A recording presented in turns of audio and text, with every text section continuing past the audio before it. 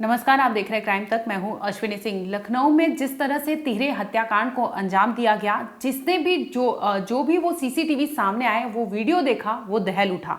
दरअसल 3 CCTV video सामने आए थे, जिसमें आपने देखा होगा कि कैसे एक थार गाड़ी घर के सामने रुकती है और उस थार गाड़ी में से 3 से 4 लोग बाहर आते हैं, जिसके बाद वहां मौजूद लोगों से कहासुनी होती है, वाद विवाद होता है और ये वाद विवाद इस कदर बढ़ जाता है कि लोग आपस में ही गोलियां चलने लगती है। दरअसल इस वीडियो में आपको तीनों सीसीटीवी वीडियो के माध्यम से बताएंगे कि आखिर इस तिहरे हत्याकांड को कैसे अंजाम दिया गया, आखिर मकसद क्या था, क्योंकि फिलहाल अभी दोनों आरोपी पुलिस की कस्टडी में है। इसके साथ ही थार गाड़ी का जो ड्राइवर था और वहां पे मौजूद एक और शख्स था, जिसे पुलिस ने गिरफ्तार कर लिया है।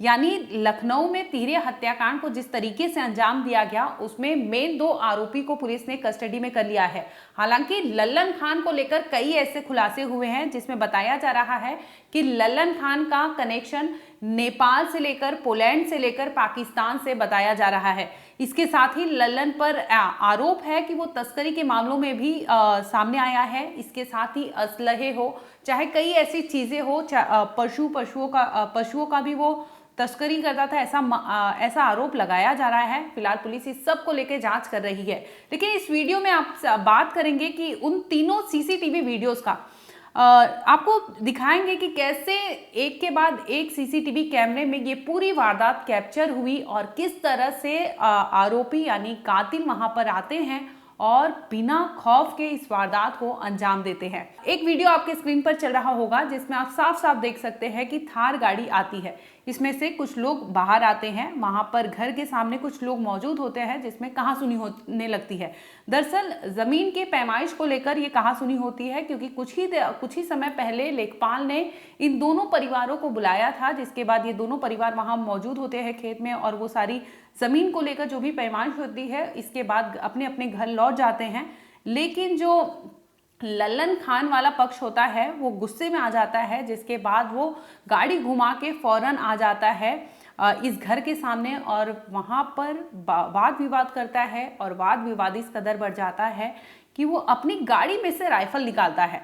राइफल निकालकर वहां जिससे वाद विवाद होता है, यानी उनमें से एक शख्स पर गोली तान देता है और लगातार वो गोलियां दागते रहता है, जिसमें उस शख्स की मौके पर ही मौत हो जाती है। दरअसल इस सीसीटीवी कैमरे में पूरी वारदात तो कैद हो जाती है, लेकिन इस वारदात के चश्मदीद बनते हैं फरीद वही शख्स होता है जिसके सामने उसके बेटे के सिर पर गोलियों से भूनकर मौत के घाट उतारा जाता है। इसके साथ ही उसके चाचा या कजिन भाई ऐसे बताए जा रहे हैं, मुनीर, उनको भी गोलियों से भून दिया जाता है। बेटे को जैसे ही गोली लगती है, वैसे ही फरीद की बीवी आ जाती है, उसे देखती है अपने बेटे को, तो फौरन उस पर भी गोलियां दागी जाती है, जिससे इन तीनों की मौके पर ही मौत हो जाती है।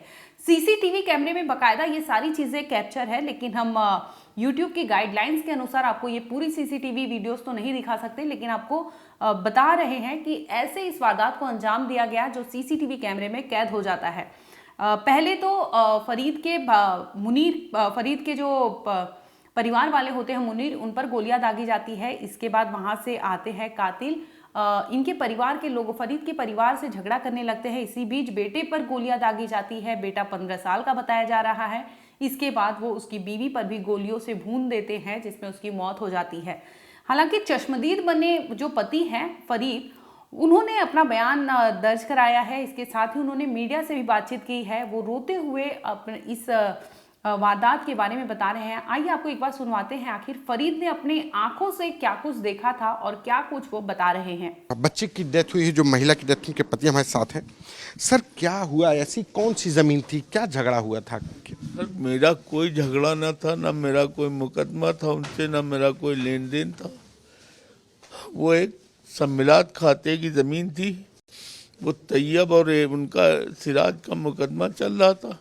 उसमें मुझे सम्मन आया कि आपका भी ज़मीन उसी नंबर में है, तो आप आइए, हम नपाई होगी। मैं उसके लिए गया तो देखा बीच रास्ते से लेखपाल जा रहा है, तो हम भी लोग पूछा क्या हुआ, कहा नहीं नपेगी। हम भी लोग लौटे, पीछे देखा एक थार आने लगी। तो थार आते आते यहाँ हमारे घर तक की आ गई। हम और ताज भाई उतरे, तो वो कहने लगे कि तुम लोग भड़काते होगे, तुम लोग उनको ये करते होगे, तुम वहाँ क्यों गए थे? तो कहा हम लोग गए नहीं, रास्ते में लेखपाल मिल गया, लौटा, सम्मन आया था तो जाना ही था। वो उस पर ताज भाई से बहस करने लगे। हम तो कह के चले आए कि अरे छोड़िए, जो आपकी समझ में आ करिए। हम अंदर चले गए। वहाँ बेटा आ गया, यहाँ खड़ा हो गया, बीबी आ गई, बहुत देर राइफल उठाई, लल्लन ने मेरे बेटे के सर पे मार दी, उसका सब खत्म हो गया।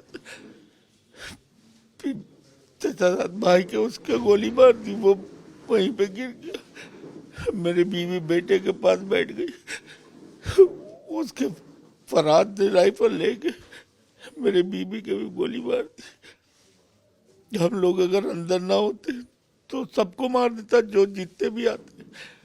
कह के गया कि सबको मार देंगे, किसी को नहीं छोड़ेंगे। बस आपसे एक ही गुजारिश है, शासन से, मुख्यमंत्री जी से, कि इनका इनकाउंटर करा जाए। ये पुराने हिस्ट्री सीटर हैं, आप इनका बाप बेटे दोनों के ऊपर केस दर्जेंगे। जाली पासपोर्ट बनवा के वहाँ चले गए, पोलैंड भी गए। इनके पास लाइसेंस भी दो हैंगे, कहाँ से आए, जाली हैं, क्या हैगा, नाजायज असलहे भी रखते हैंगे। लूगर भी इनके पास से बरामद हुआ। तो मैं चाह रहा हूँ इनका घर बाबा जी बुलडोजर से गिरवा दे और इन दोनों का इनकाउंटर। ये जो लल्लन है ये आपके रिश्ते में भी लगते हैं? मेरे वालिद साहब के चचा साथ भाई थे। आपके मतलब एक तरीके से चाचा ही लगते हैं? जी, और मेरी बीवी के सगे चचा थे। ये जमीन आपकी नहीं थी, इसको लेकर क्या? हमारी जमीन तो हमारे पास है ही, ये कोई मतलब ही नहीं है। कौन सी रंजिश रखे हुए थे? अगर हम लोगों को ये मालूम होता ये इस तरह का करेंगे तो कर थोड़ी पाते, हम लोग भी सब थे, पकड़ लेते। मगर हम लोग तो ये कि चचाएंगे, कोई इस तरह की हरकत करेंगे और फिर कोई ना लड़ाई ना झगड़ा उनसे मेरा। और कौन सी रंजिश रखे थे, किस बात की थी, ये मुझे नहीं पता। सबसे अहम बात कि जिस जमीन को लेकर के झगड़ा था वो जमीन लल्लन किसी और की थी। वो जमीन सिर्फ ये उस जमीन के बगल में इनकी जमीन थी। तो लेखपाल ने इनको जब नपाई हो रही थी, पैमाइश हो रही थी, तो बुला लिया था। और ये क्यों चले गए लेखपाल की पैमाइश पर, इस बात पे नाराज होकर के गोली मार करके हत्या कर दी गई। दिन दहाड़े की गई इस हत्या के बाद अब पुलिस कह रही है कि हम मुख्य आरोपियों को गिरफ्तार करेंगे। लेकिन परिवार का कहना है कि दोनों ही आरोपी जो बाप बेटे हैं, इनका पुराना हिस्ट्री शीटर रहे हैं, इनके पास लाइसेंस है, इनके पास पासपोर्ट है और अब सख्त कानूनी कार्रवाई की जरूरत है। जब अभियुक्तगण भागने में सफल नहीं हुए तो ये सरेंडर के लिए सोचे और वापस जो है लखनऊ आए, ताकि किसी वकील के माध्यम से न्यायालय में हाजिर हो सके। हमारी टीम ने, चूँकि जो लगातार इनका जो है चारों तरफ से नाकेबंदी कर और पीछा भी कर रही थी, फॉलो कर रही थी, आज सुबह दुबग्गा तिराहे पर 5:30 बजे इनको गिरफ्तार कर लिया गया।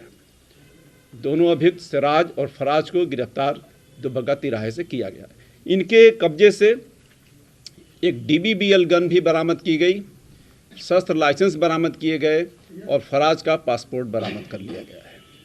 इनकी सिराज की एक लंबा आपराधिक इतिहास है।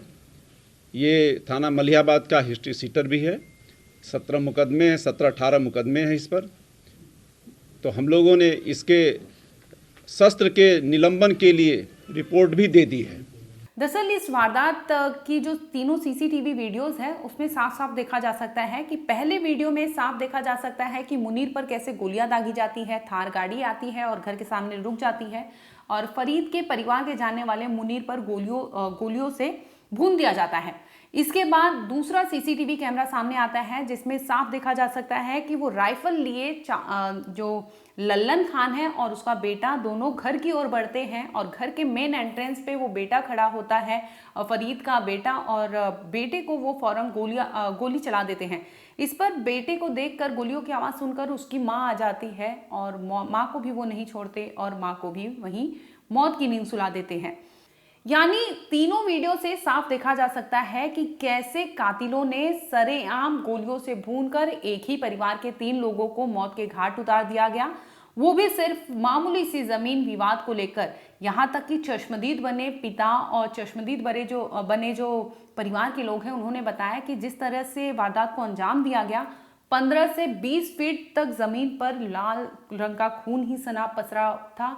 इसके साथ ही वहां पर जो बेटे का शरीर था वो भी चिथड़े उड़ गए थे। कई ऐसी हालात में थे चीज़ें कि बयां भी नहीं कर सकते हम। ऐसे हालात में इस वारदात को अंजाम दिया गया। हालांकि इस मामले में लल्लन सिंह पुलिस की कस्टडी में है। इसके साथ ही पुलिस ने उसके बेटे को भी गिरफ्तार कर लिया है। लल्लन को लेकर भी कई खुलासे हुए, जिसमें उस पर तस्करी के भी आरोप लगे कि नेपाल और पाकिस्तान से वो हथियार की तस्करी करता था। इसके साथ ही वो पशुओं का भी शौकीन माना जाता है, कुत्तों का शौकीन था। वहीं उसका एक पहले का ऐसा रिकॉर्ड है कि मलिहाबाद में उसे गब्बर सिंह के नाम से जाना जाता था। कहीं ना कहीं उसने शोले मूवी देखने के बाद अपना किरदार गब्बर सिंह के रूप में उसने समाज में डेवलप किया और उसी गब्बर सिंह से लोग खौफ खाने लगे और एक गब्बर सिंह कब हिस्ट्री शीटर बन गया। ये पुलिस को भी इसकी भनक नहीं लगी और पुलिस के नाक के नीचे ये सारी चीज़ें हो जाती है। वो इतने टाइम से वहाँ वारदात को अंजाम देता है, लेकिन फिर भी सरेआम घूमता है और बेखौफ इस कदर कि वो सरेआम दिन दहाड़े यानी 3 से 3:30 बजे के दरमियानी ये सारे कांड को अंजाम देता है। और बाकायदा सीसीटीवी कैमरे में कैद है सारी तस्वीरें, जिसमें लल्लन खान उर्फ गब्बर सिंह अपने बेटे के साथ राइफल लिए कैसे एक ही परिवार के 3 लोगों को भून देता है। ये सारी चीज़ें उस कैमरे में कैद हो गई थी। फिलहाल के लिए इतना ही। आप देखते रहिए क्राइम तक।